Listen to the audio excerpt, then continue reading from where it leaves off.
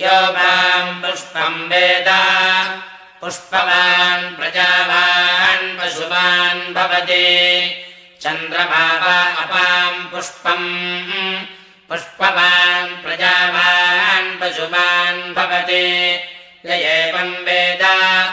योपामायतनं वेद आयतनवान् भवति अग्निर्वा अपामायतनम् आयतनवान् भवति योऽग्निरायतनं वेद आयतनवान् भवति आपो वा अग्निरायतनम् आयतनवान् भवति य एवं वेद योपामायतनं वेद आयतनवान् भवति वायुर्वा अपामायतनम् आयतनवान् भवति यो वायोरायतनं वेद आयतनवान् भवति आपो वै वायोरायतनम् आयतनवान् भवति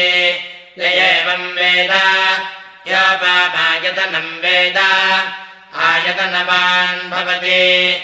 असौ वै तपन्नपामायतनम् आयतनवान् भवति यो पश्यतपत आयतनं वेद आयतनवान् भवति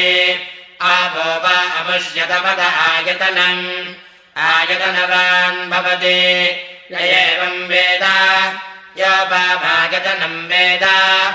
आयतनवान् भवति चन्द्रमा वा अपामायतनम् आयतनवान् भवति यश्चन्द्रमस आयतनं वेद आयतनवान् भवति आपो वै चन्द्रमस आयतनम् आयतनवान् भवति य एवं वेद योपामायतनं वेद